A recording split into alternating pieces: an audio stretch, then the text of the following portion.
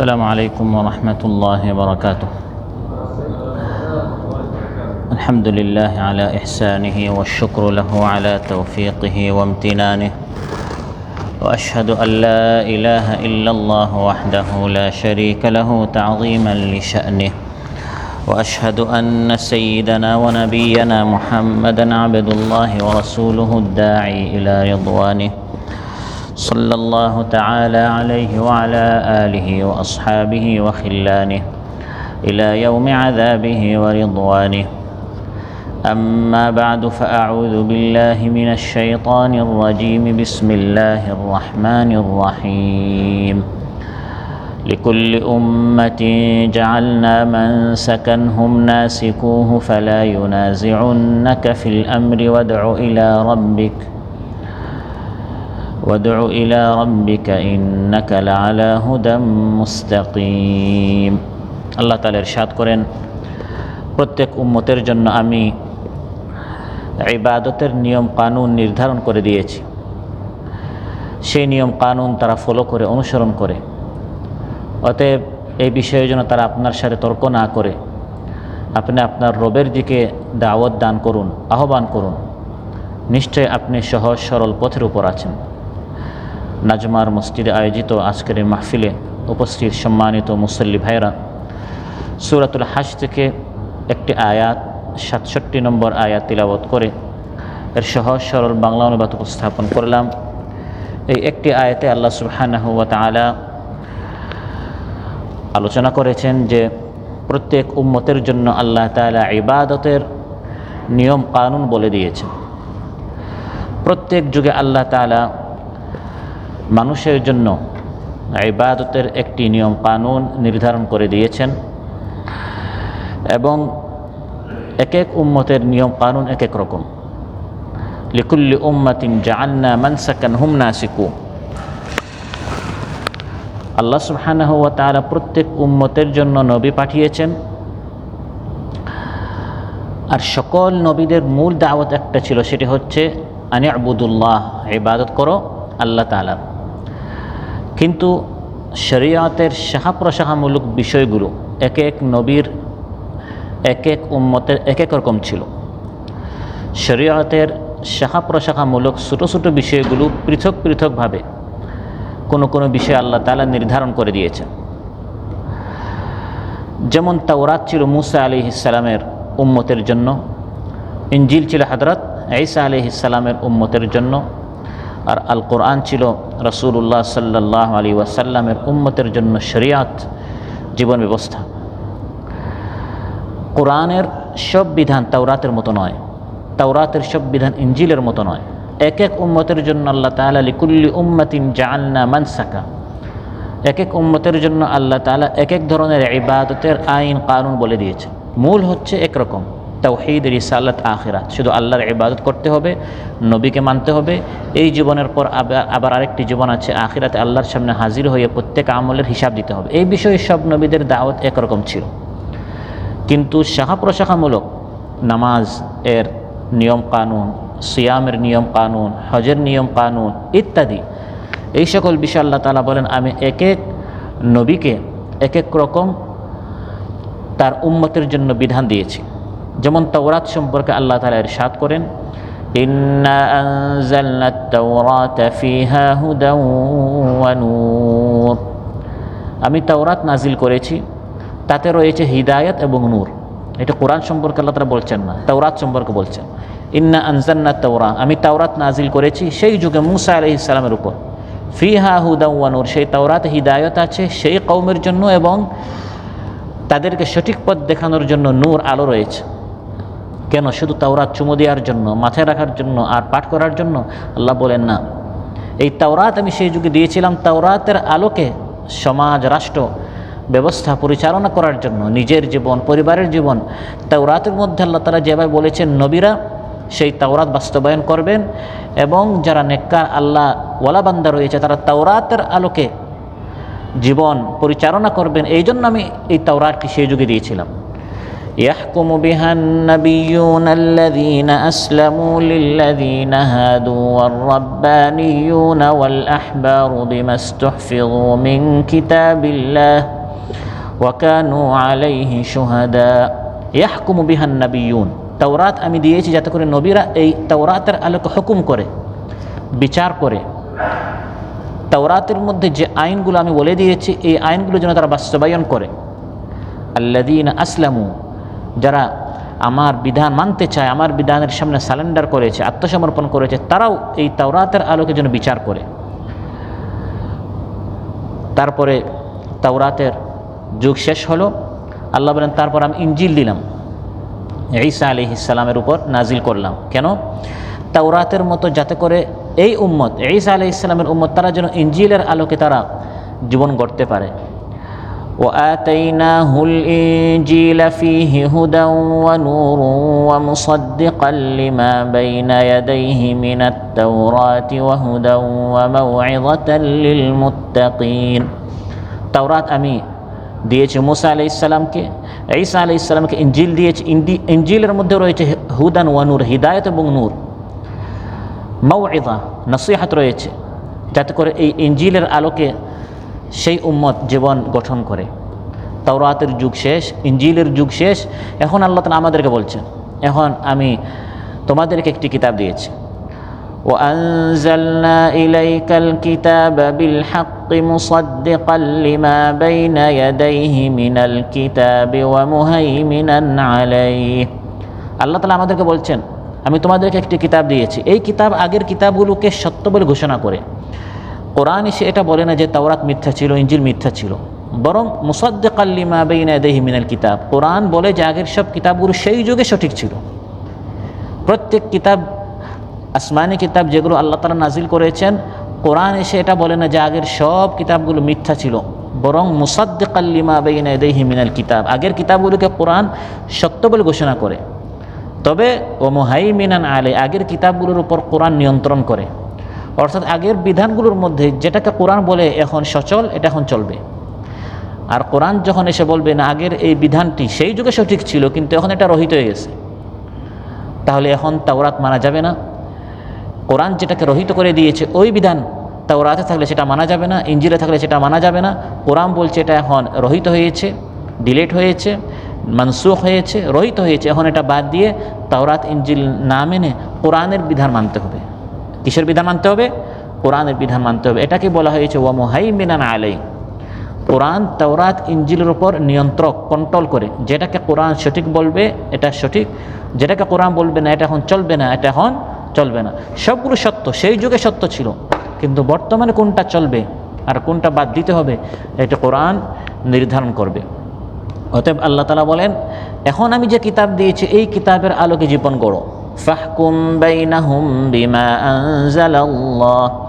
হ্যাঁ নবী, এখন আমি আপনাকে যে কিতাব দিয়েছি আল কোরআনুল কারীম, এর আলোকে আপনি বিচার করুন, এর আলোকে আপনি রাষ্ট্র, সমাজ, পরিবার এবং ব্যক্তি জীবন গঠন করুন। ওয়ালা তাত্তাবি' আহওয়াআহুম আম্মা জাআকা মিনাল হক।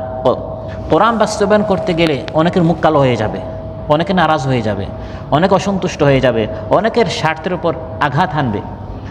ওয়ালা তাত্তাবি' আহওয়াআহুম, আপনি তাদের মনের দিকে তাকাবেন না, আপনি তাদের প্রবৃত্তিকে খুশি করতে যাবেন না, বরং আপনাকে যে সত্য আমি দিয়েছি এই সত্য আপনি বাস্তবায়ন করুন। হতে পারে এই কোরআন বাস্তবায়ন করতে গেলে যারা তাওরাতবাসী তারা নারাজ হবে, কারণ তাওরাতের বিধান বাদ দিয়ে আপনি কোরআনের বিধান বাস্তবায়ন করছেন। হতে পারে ইনজিলবাসী নারাজ হবে, কারণ ইনজিলের বিধান বাদ দিয়ে আপনি কোরআনের বিধান বাস্তবায়ন করছেন। আল্লাহ তাআলা বলছেন প্রত্যেক উম্মতের জন্য আলাদা আলাদা বিধান আমি দিয়েছি, তবে বর্তমানে শুধু কোরআন চলবে। সর্বকালের সর্বযুগের জন্য জীবন ব্যবস্থা হিসাবে আমি আল কোরআন দিয়েছি, এই কোরআনের আলোকে জীবন করতে হবে। লিকুল্লি জাআলনা মিনকুম শিরআতান ওয়া মিনহাজা, প্রত্যেক উম্মতকে আমি আলাদা আলাদা শরিয়া, লিকুল্লি উম্মাতিন জাআলনা মানসাক শরিয়াত, বিধান প্রত্যেক উম্মতকে আমি আলাদা আলাদা দিয়েছি। মিনহাজা আলাদা তরিকা, আলাদা জীবন পদ্ধতি, আলাদা এই জীবন কিভাবে আমরা গাইড করব, প্রত্যেক উম্মতকে আল্লাহ তাআলা আলাদা আলাদা দিয়েছে। আচ্ছা, আল্লাহ তাআলা চাইলে সবাইকে এক ধরনের শরীয়ত দিতে পারতেন কিনা? সে আদম আলাইহিস সালাম থেকে কিয়ামত পর্যন্ত এরকম এক এক উম্মতের জন্য আলাদা আলাদা শরিয়াত না দিয়ে সবার জন্য একটা শরিয়াত আল্লাহ দিতে পারতেন কিনা?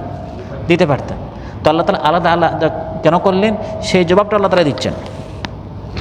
ওয়ালাউ শাআ আল্লাহু লাজালাকুম উম্মাতান ওয়াহিদা ওয়ালাকিন লিয়াবলুয়াকুম ফীমা আতাকুম। আল্লাহ তাআলা চাইলে সবাইকে একটা শরিয়ত দিতেন, একটাই শরিয়ত সবাইকে মানতে বলতেন, কিন্তু আলাদা আলাদা কেন করলেন? পরীক্ষার জন্য। আমাকে একটা শরিয়ত দিলেন, তারপর আল্লাহ বললেন না, এই শরিয়ত বাদ, এখন এই নতুন শরিয়ত মানতে হবে। এখন আমি মানি কি না, না আমি আপত্তি করি, না আমি প্রশ্ন উঠাই, না আমি অভিযোগ করি, এটা আল্লাহ তারা পরীক্ষা করতে চান।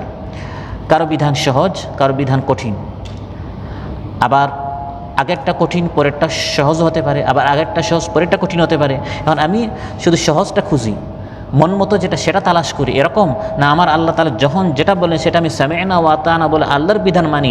লিয়াবলুয়াকুম ফীমা আতাকুম, আল্লাহ তাআলা যা দিয়েছেন সেটা আমি মানি কিনা, এই পরীক্ষার জন্য আল্লাহ তাআলা এক এক উম্মতের জন্য আলাদা আলাদা শরিয়াত নাজিল করেছেন।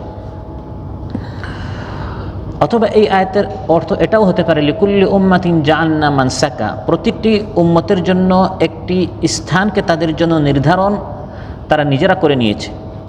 শরীয়তগতভাবে সেগুলো আল্লাহর পক্ষ থেকে অনুমোদিত না হলেও প্রকৃতিগতভাবে তাদের সেটা আল্লাহ তাআলা করতে দেন, তারা সেটা করবেই। যেমন হিন্দুরা নিজেদের জন্য, বৌদ্ধরা নিজেদের জন্য এক একটা তারা শরীয়ত বানিয়ে নিয়েছে। আল্লাহ তাআলা তাদেরকে সুযোগ দেন, সঙ্গে সঙ্গে ফিরিস্তা এসে তাদেরকে বাধা দেয় না।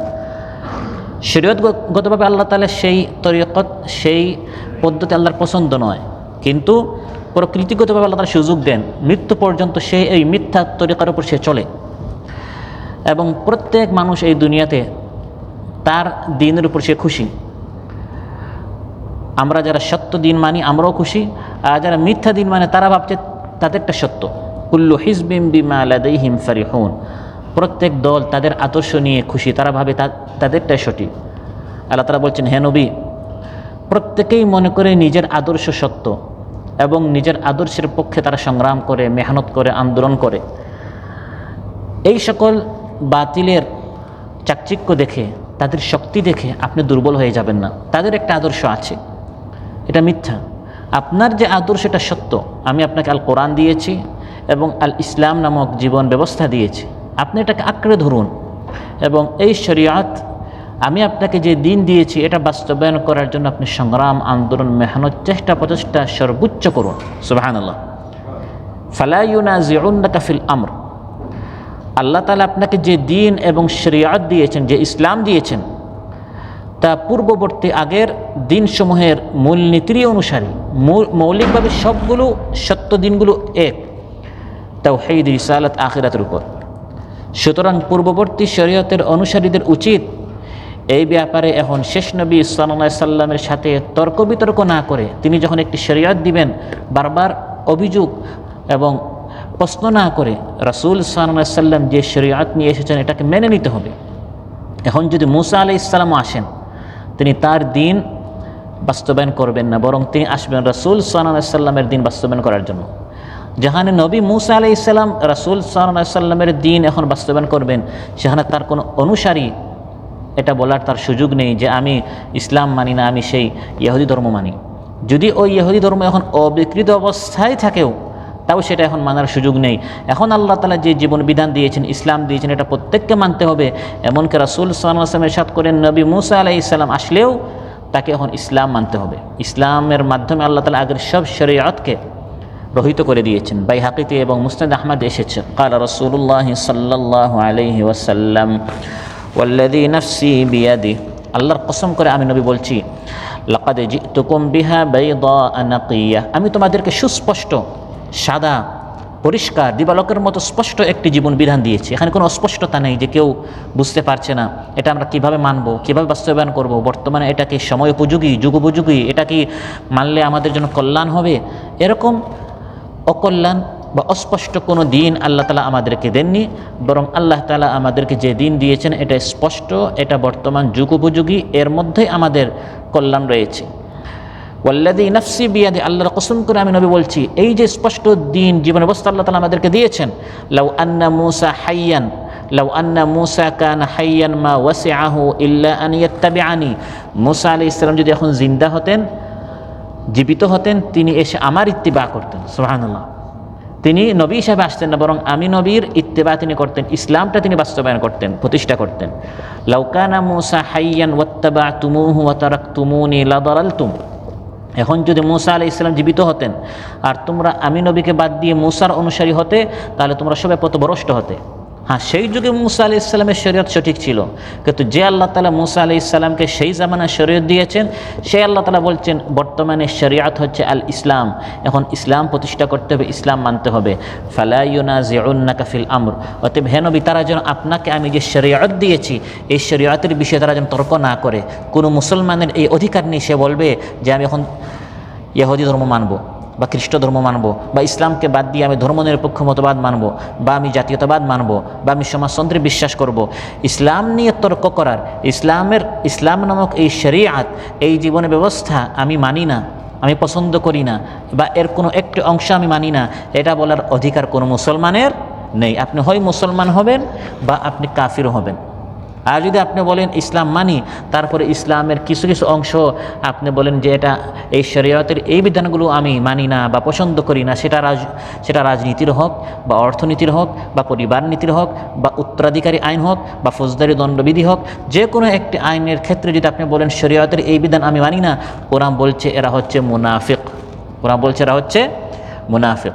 ফালা ওয়া রাব্বিকা লা ইউমিনুন, হ্যাঁ নবী আপনার রবের কসম এরা ইমানদার হতে পারে না। হ্যাঁ, তারা ইমানের দাবি করতে পারে, কিন্তু এরা খাঁটি প্রকৃত সত্যবাদী ইমানদার হতে পারে না যতক্ষণ পর্যন্ত হাত্তা ইউহাক্কিমুকা ফীমা শাজারা বাইনাহুম সুম্মা লা ইয়াজিদু ফী আনফুসিহিম হারাজাম মিম্মা কাদাইতা ওয়া ইউসাল্লিমু তাসলিমা, যতক্ষণ পর্যন্ত তাদের যাবতীয় সব সমস্যার সমাধানের জন্য আপনি নবীকে তারা নেতা হিসাবে, আদর্শ হিসাবে, মডেল হিসাবে, উমদা নমুনা হিসাবে, উসওয়াতুন হাসানা হিসাবে আপনাকে না মানবে।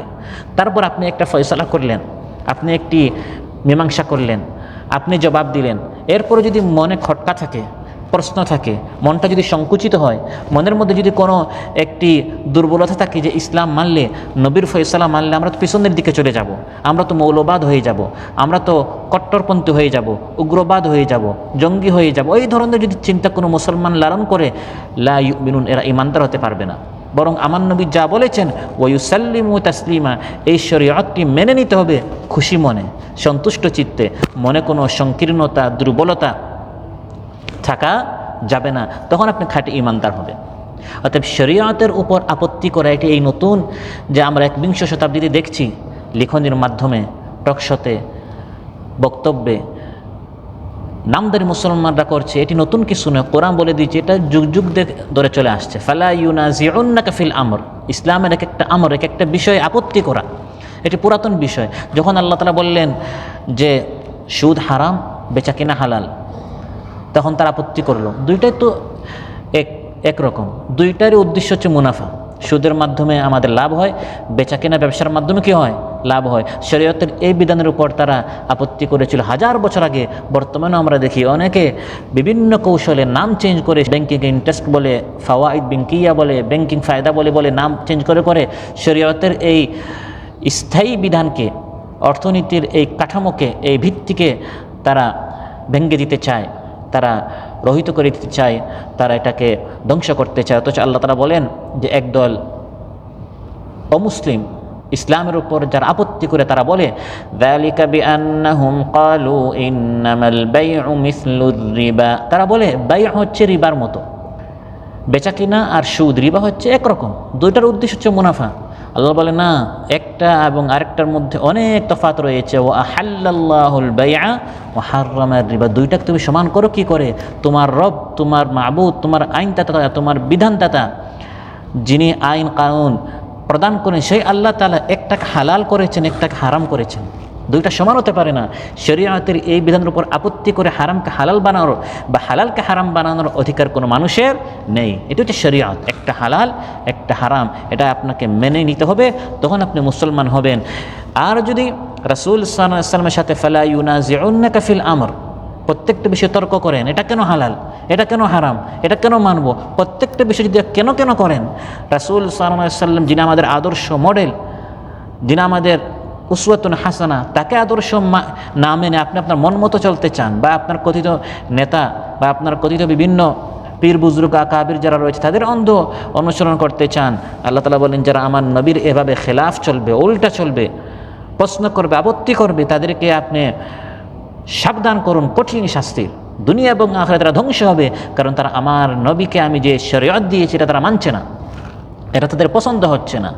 ফালিয়াহযারিল্লাযীনা ইউখালিফুনা আন আমরিহি আন তুসীবাহুম ফিতনাতুন আও ইউসীবাহুম আযাবুন আলীম। যারা আমার নবীকে মানে না, তার উল্টা চলে, ইউখালিফুনা আন আমরি, তার নির্দেশের বিপরীত চলে, অবাধ্যতা করে, পছন্দ লাগে না শরীয়ত, বাস্তবায়ন করতে চায় না, বিরোধিতা করে, এবং যারা বাস্তবায়ন করতে চায় তাদের বিরোধিতা করে, আন তুসীবাহুম ফিতনা, এদেরকে আপনি সতর্ক করুন, এদের পতন হবে, এরা ধ্বংস হবে, এরা হালাক হবে, এরা পৃথিবী থেকে চিরতরে শেষ হয়ে যাবে। আও ইউসীবাহুম আযাবুন আলীম, বা তাদের জন্য কঠিন শাস্তি রয়েছে। সহিহ বুখারীতে এসেছে রাসূল সাল্লাল্লাহু আলাইহি ওয়াসাল্লাম ইরশাদ করেন, আমার এবং তোমাদের দৃষ্টান্ত কেমন, ইন্নামা মাসালি ওয়া মাসালু মা বা'আসানি আল্লাহু বিহ, আমার এবং আমাকে আল্লাহ তাআলা যে শরীয়ত দিয়ে তোমাদের নিকট পাঠিয়েছেন এর দৃষ্টান্ত হচ্ছে কামাসালি রাজুলিন আতা কওমান, এক ব্যক্তি এক কওমের নিকট আসলো, ফাকাল, তারপরে সে বলল, ইয়া কওম, হে আমার কওম, ইন্নী রাআইতুল জাইশা বিআইনাইয়া, আমি স্বচক্ষে দেখে এসেছি শত্রু আক্রমণ করতে চাচ্ছে, ওয়া ইন্নী আনা নাযীরুল উরিয়ান ফান্নাজা, আমি তোমাদেরকে সতর্ক করতে আসছি, সবাই আত্মরক্ষার জন্য পালাও, এখান থেকে নিজে নাজাত পাওয়ার জন্য, বাঁচার জন্য চেষ্টা করো। ফাআতাআহু তাইফাতুন মিন কওমিহি ফাআদলাজু, এই যে ব্যক্তি এসে তার জাতিকে সতর্ক করলো শত্রুর হাত থেকে বাঁচো, এক কওম তার কথা মানলো, আনুগত্য করলো, রাতেই তারা বের হয়ে গেল, পরে তারা বেঁচে গেল। ফান্তালাকু আলা মাহলিহিম ফানাজাউ, রাতেই তারা ধীরে ধীরে চলে গেল এবং তারা বেঁচে গেল। ওয়াকাযযাবাত তাইফাতুন মিনহুম ফাআসবাহু মাকানাহুম ফাসাব্বাহাহুমুল জাইশু ফাআহলাকাহুম ওয়াজতাহাহুম, আরেক দল তারা বলল, না না, কিসের শত্রু, এই সতর্ককারীকে মিথ্যা বলল, ফলে শত্রু সকালে এসে তাদেরকে আক্রমণ করে তাদেরকে ধ্বংস করে দিল। আমি নবী এসেছি, তোমাদেরকে শরীয়ত দিয়েছি তোমাদের কল্যাণের জন্য, যারা আমাকে মানবে, ফাযালিকা মাসালু মান আতাআনি ফাত্তাবা মা জিতু বিহি, যে আমার অনুসরণ করলো, ইত্তিবা করলো, ওয়া মাসালু মান আসানি ওয়া কাযযাবা বিমা জিতু বিহি মিনাল হক, আর যে আমার কথা অমান্য করলো, যে মানলো সে নাজাত পাবে, আর যে অমান্য করলো সে কি হবে, সে ধ্বংস হবে। হতে ফালা ইউনাজিউন্নাকা ফিল আমর, তারা যেন আপনার সাথে এরকম তর্ক না করে, যারা মুসলমান তাদের রাসূল সাল্লাল্লাহু আলাইহি সাল্লামকে আমি যে মানসাকা, যে শরীয়ত, যে তরিকা দিয়েছি, যে মানহাজ দিয়েছি, যে জীবন পদ্ধতি দিয়েছি, এটা প্রত্যেককে মানতে হবে। হে নবী, তারা যদি তর্ক করে, আপনি এই জন্য মানসিকভাবে দুর্বল হয়ে আপনার এই শরীয়তকে বাস্তবায়ন করার জন্য, দ্বীন প্রতিষ্ঠার জন্য আপনি বসে যাবেন না, আপনি দুর্বল হয়ে যাবেন না, আপনি নিষ্ক্রিয় হবেন না, আপনি সত্যের উপর একা হলেও আপনি এই পথের উপর অটল থাকুন। ওয়াদউ ইলা রাব্বিকা ইন্নাকা লাআলা হুদাম মুস্তাকিম, তাফসীর কুরতুবীতে এসেছে আই লাআলা হুদান মুস্তাকিম আই কাওয়িমিন লা ইওয়াজা ফি, আপনি আপনার রবের দিকে দাওয়াত দিয়েই যান।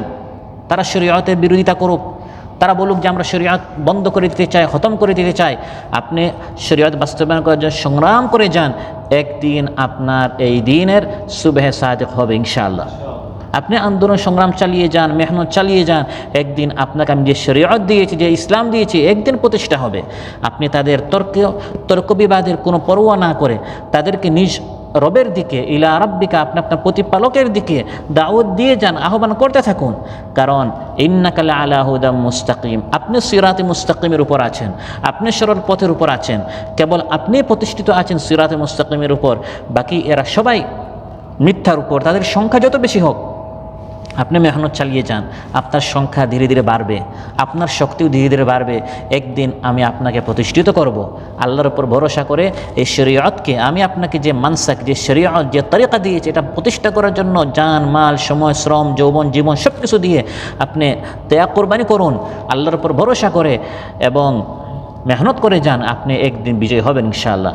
ফাতাওয়াক্কাল আলাল্লাহ ইন্নাকা আলাল হাক্কিল মুবিন, আল্লাহর উপর ভরসা করে মেহনত করে যান, কারণ আপনি সুস্পষ্ট সত্যের উপর আছেন। ফাস্তামসিক বিল্লাযী উহিয়া ইলাইক, আমি আপনাকে যে ওয়াহি দিয়েছি এটাকে আপনি আঁকড়ে ধরুন আর সত্যের দিকে দাওয়াত দিতেই থাকুন। আল্লাহ সুবহানাহু ওয়া তাআলা আমাদের সবাইকে আজকে যে আলোচনা হলো এর উপর আমল করার তৌফিক দান করুন। মৃত্যু যেন আল্লাহ তাআলা আমাদেরকে যে শরীয়ত দিয়েছেন, যে ইসলাম দিয়েছেন, এটাকে মানার, এটাকে জানার এবং এটাকে বাস্তবায়ন করার জন্য মেহনতে, আন্দোলন সংগ্রামে আল্লাহ তাআলা আমাদের সবাইকে শরীক হওয়ার তৌফিক দান করুন। আল্লাহ তাআলা আমাদের মধ্যে যার যে গুনাহখাতা রয়েছে গুনাহখাতা মাফ করুন, যারা অসুস্থ রয়েছেন আল্লাহ তাআলা সুস্থ করে দেন, যার যে পেরেশানি আছে আল্লাহ তাআলা পেরেশানি মুক্ত করুন। আসসালামু আলাইকুম ওয়া রাহমাতুল্লাহি ওয়া বারাকাতুহু। সুবহানাকাল্লাহুম্মা বিহামদিক আশহাদু আল্লা ইলাহা ইল্লা আনতা আস্তাগফিরুকা ওয়া আতুবু ইলাইক।